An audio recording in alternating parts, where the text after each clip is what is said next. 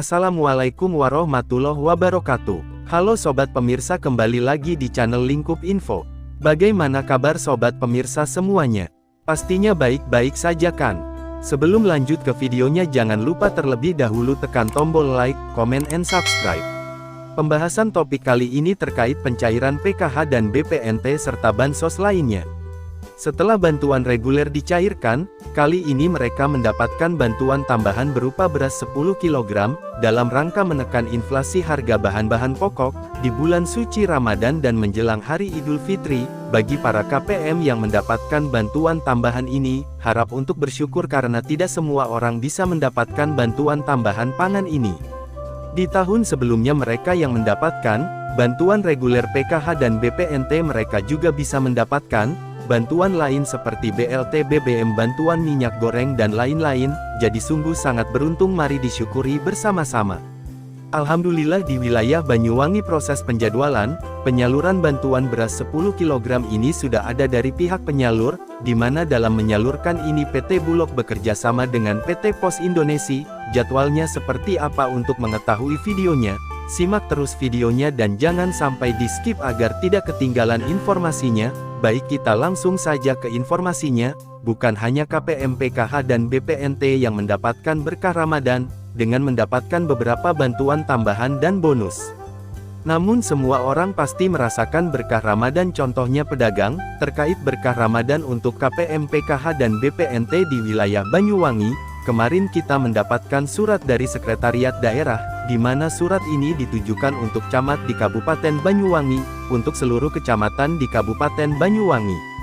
Surat ini berisi terkait dengan pendistribusian pencairan bansos beras 10 kg di tahun 2023. Perlu diketahui pemerintah menyalurkan bantuan seberat 10 kg telur dan daging ayam ini penerimanya beda-beda.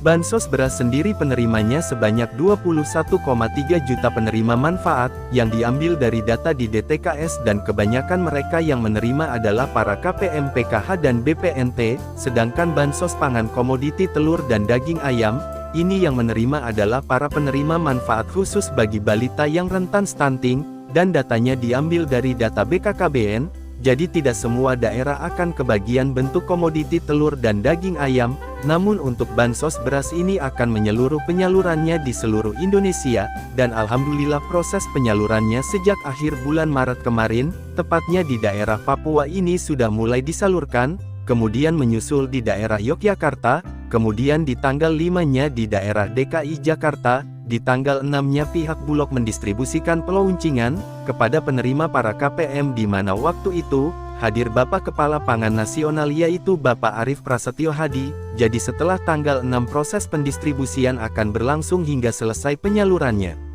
Dan untuk wilayah Banyuwangi ini mendapatkan jadwal mulai dari tanggal 11 April hingga tanggal 17 April tahun 2023, karena di wilayah Banyuwangi menggunakan pihak transporter PT Pos Indonesia, maka PT Pos Indonesia akan membagikan surat undangan kembali, karena kemarin di wilayah Banyuwangi untuk PKH dan BPNT-nya, juga lewat PT Pos Indonesia dan mendapatkan surat undangan. Dan di bantuan beras ini mereka akan mendapatkan surat undangan kembali. Di sini ada beberapa poin penting yang disampaikan. Salah satunya adalah untuk mengurangi ketidakrukunan masyarakat dan lamanya antrian. Pemerintah menghimbau agar pemerintah kelurahan atau desa dapat menyiapkan jadwal untuk pengambilan beras 10 kg tersebut dengan mengacu pada jadwal yang telah ditentukan oleh PT Pos Indonesia.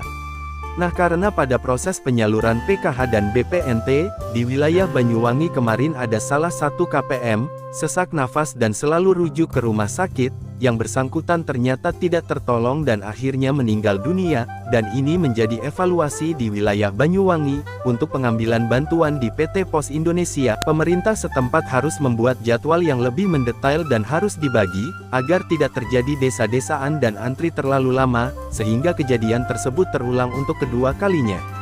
Karena tidak semua KPM itu adalah orang yang berbadan sehat dan masih muda. Jika dilihat dari kriteria, kebanyakan KPM yang mendapatkan bantuan ini adalah lansia, dan di sini ada juga poin penting, layanan terhadap penyimpangan penyaluran bantuan beras pangan melalui saluran 112. Di sini para KPM juga bisa menggunakan akses ini, Apabila ada penyalahgunaan pendistribusian beras, di sini juga ada informasi terkait dengan pergantian penerima. Apabila ada penerima atau KPM itu sudah mampu atau mungkin orangnya tidak ditemukan atau meninggal, bisa dialihkan, tapi tentu saja harus ada berita peralihan atau istilahnya BAS. Kemudian terkait bantuan beras ini yang disalurkan masih bulan Maret yaitu 10 kg, nanti juga ada untuk alokasi bulan April dan juga bulan Mei, sedangkan untuk bansos telur juga daging ayam ini juga akan dibagikan, namun alokasinya itu dari bulan April, Mei dan juga Juni. Sedangkan untuk bantuan komoditi telur ini besarannya 1 pak berisi 10 butir telur, untuk daging ayam ini kurang lebih 1 kg dengan batas toleransi 0,9 kg sampai 1,1 kg.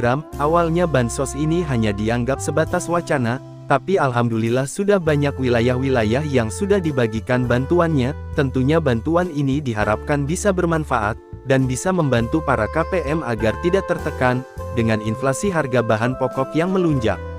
Oke sahabat YouTube, itu informasi yang bisa saya sampaikan hari ini, semoga bermanfaat. Terima kasih sudah menyimak videonya sampai habis, dan jika Anda berkenan jangan lupa like, comment and subscribe. Sampai jumpa di video selanjutnya.